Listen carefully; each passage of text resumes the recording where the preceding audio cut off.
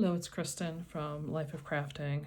I am coming on to show these 4 cards, and I'm redoing an intro for this because I forgot that I want to put at the beginning of this video, I'll put it after this intro, is just a panoramic view from my seat of what it means to come to one of these crops. So it's only a few seconds. I hope you enjoy it. If you've never been to a crop, this is where we've paid money to come for the weekend. It includes some meals, some snacks, the hotel room, and we come in at 10 a.m. on Friday, and we're here, we can be till 4 o'clock on Sunday, although not everybody, most people don't stay much past noon. But you get yourself a designated table space and you bring with you and do whatever you want. There's things here like massages, people are selling crafts, like scrapbooking card stuff, and there's some jewelry here, all kinds of there's some hot chocolate bombs being sold. So it's just a great weekend among a lot of like-minded people. So I will put that after this introduction. So thank you.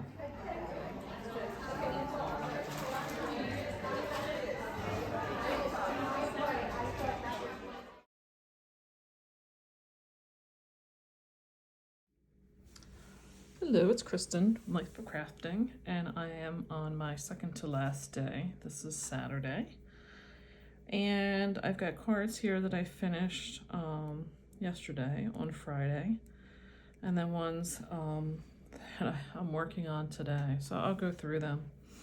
The first one, this was one I worked on Thursday night with my friend Vicky. She was helping me. And this was a card that I found on Pinterest by a Tami White. And I located this because I wanted to use up this red strip, and I had a bunch of this blue paper. This blue paper, honestly, I don't know what she was using. She seems to be a Stampin' Up rep, so my guess is this must have been a stamp or a paper that was out in the 2021 Christmas season, because that's where the red strip and the cookies are from. But I had a paper in my paper stash. I'll put it in the description below. I forget where it came from, but I bought a boatload of it, and it's been sitting, and I was able to finally just get rid of all of it by making this card and get it out of my stash. So I was happy for that, which is one of the main reasons that I really picked this design. Please excuse all my notes. It was all the stuff I needed to make sure I had to create this. I had 87 of this card I was able to get.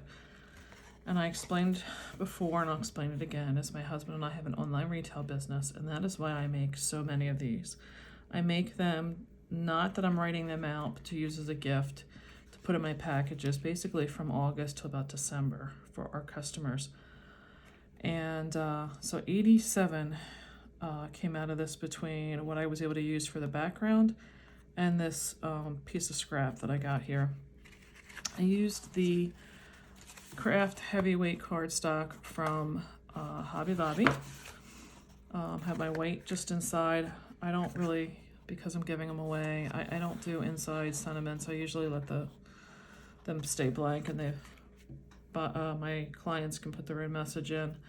These were cookies that were in the paper that you could cut out, and I just put some miscellaneous, I had some red kind of like elastic type of twine. I had, this was part of Stampin' Up's Forever Fern line. I just used up any kind of blingy, thin string type of stuff I had in my room, my craft room, and I could get rid of. This die for the sentiment was part of like their watercolor wonder, or whatever they called it this past Christmas season. Had poinsettias and pine cones and stuff in it, but this was in there. And I'm going to be honest, the Merry Christmas, I think, is just some miscellaneous Hero Arts that I bought at Michael's. So that was this card. The only thing I did on it was I popped up the tree in the center on some dimensionals. So that was card 1, and that was from Tami White's design, and I got 87 of those.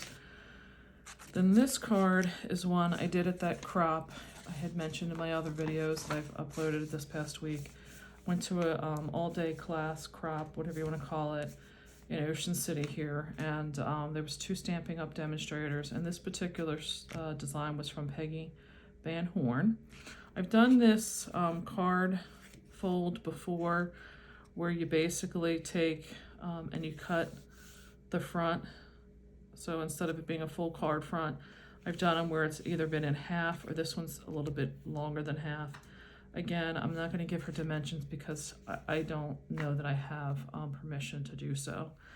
But the card does use the full cutout for the background, so that was one of my full sheets. You do a partial sheet here and a partial sheet here. Because I didn't keep the exact same 3 papers on the exact same dimension, I was able to get 55 cards out of this. So what I meant was some of them have a red background, maybe white here, so I just flipped these 3 around by doing you know, my different calculations, and that's how I was able to get 55 out of them. So these cookies are cut out of this same DSP. Some of these papers in the reverse do have these cookies. She used one of each color for hers. I mixed them up again because I was just trying to use up the paper. The message you would write on would be in here. So again, I'm not putting a sentiment, I'm leaving it blank. But it's a really cute card. This was ribbon that was part of the series from this past Christmas season that's with the real red matching this Gingerbread and Peppermint DSP that was put out in 2021's Christmas line from Stampin' Up. I used all of that up. I just wanted to get rid of it. The sentiment, it was just on a little strip of paper, and that is from the Frosted Gingerbread stamp set for the Happy Holidays. So this card can be quick and fast, depending on, you know, how intricate of a layout you want to do. But because I did 55 of them, these pretty much took me all day yesterday, all day. So today's project of what I'm working on, oh, I didn't realize I had that upside down. I bought these cut aparts. They are an Authentique. They were a discontinued, I think I bought them from scrapbook.com. My layout is such, I can just plop any different cut apart in there. I wanted something that would be quick, simple, and easy.